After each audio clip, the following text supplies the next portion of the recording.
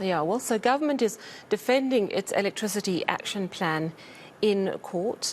Executive's new power supply point man, of course, inspecting progress actually on the ground. Minister of Electricity Kgosientso Ramokgoka has spent a third day at power plants. Today he was at Tutuka Station in Mpumalanga before flying off in a helicopter to visit Camden Power Station later this afternoon. Now, Tutuka's often been labelled as Eskom's worst performing facility.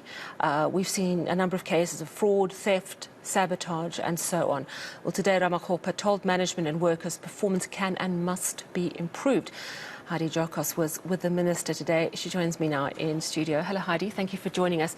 We'll get onto the specifics of Tutuka in a moment because it really is quite an intense case. But you've been with the minister while he's been on this tour, really trying to get a sense from the ground. Now, we hear a couple of things. We know that the problems facing Eskom are many, but one is around sabotage.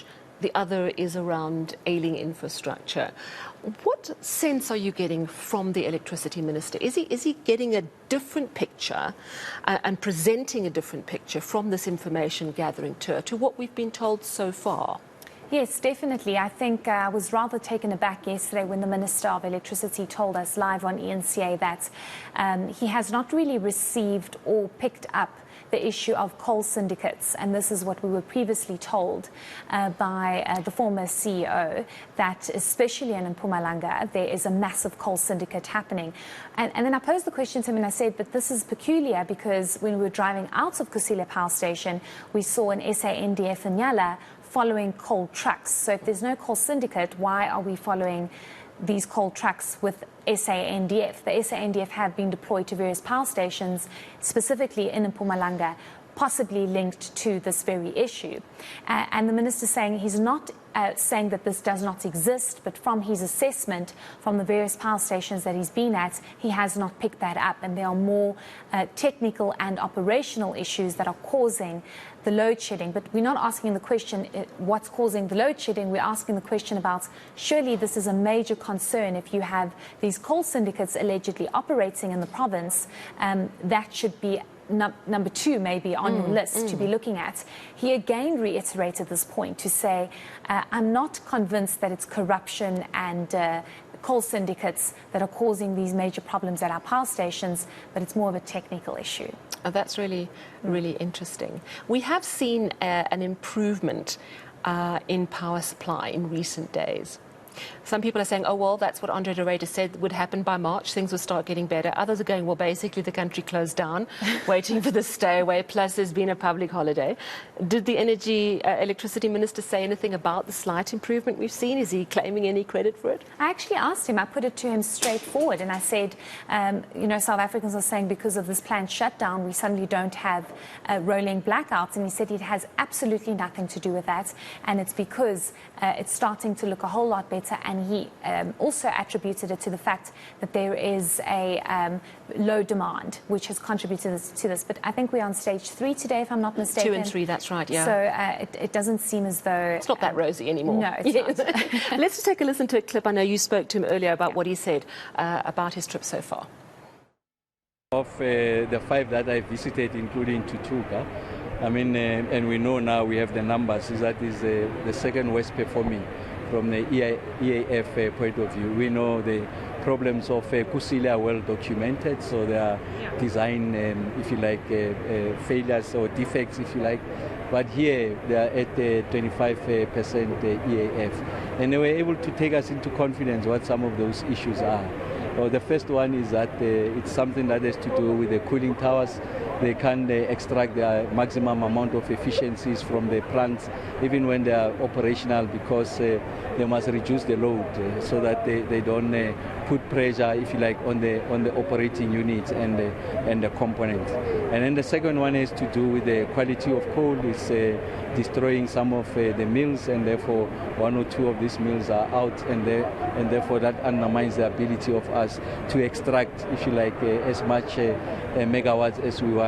So below, if you like, their design capability.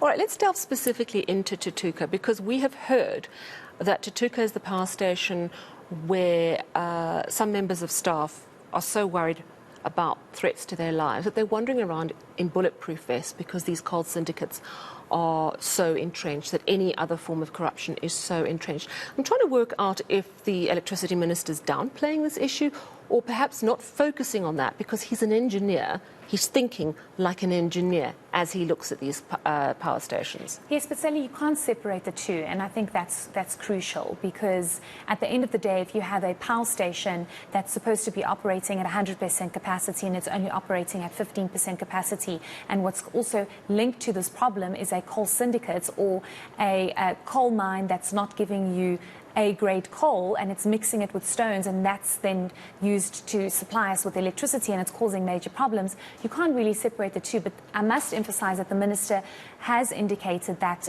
Tutuka is a major concern when it comes to procurement issues. He has also said that there's an issue with the coal, the quality of the coal. But when I said to him, is it because of the coal syndicates, he said, no, it's got to do with the fact that the coal is not being mined properly, and they have admitted to this. Management has admitted to the fact that there's an issue with the procuring of the coal. What's fascinating, though, is that he then says the staff, especially this, the power station manager,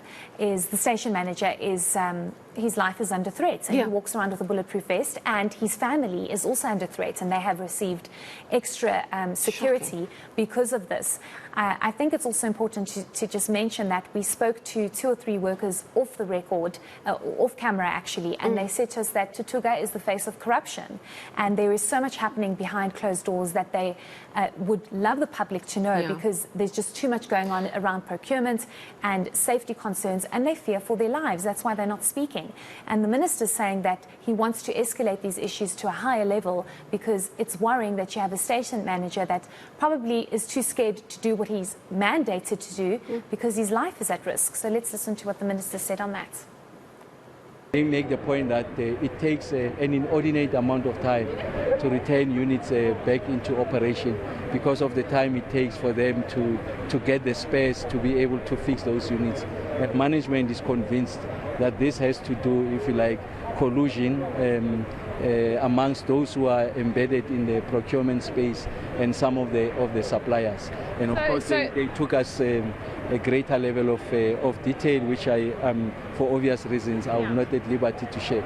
So that's why I said earlier on, when I talk about the existence of corruption, it's not in aggregate terms. Even where the stations are visited, I'm not suggesting that it's not there. All I'm saying is that on the evidence of what is presented before me, explaining why we are underperforming from the EAF point of view, the reasons that are given, if we are able to link that with something other than, if you like, design defects or things that can be explained in engineering terms, then you start to think of other actions that are inconsistent with the values of ESCOM and also the procurement dispensation. Yeah, so he's on the ground, he's looking at the engineering. As you say, that you can't separate the problems. They all conspire together to put us in the state that we are in. So that tour continues tomorrow. Heidi Giokos, thank you so much for that update.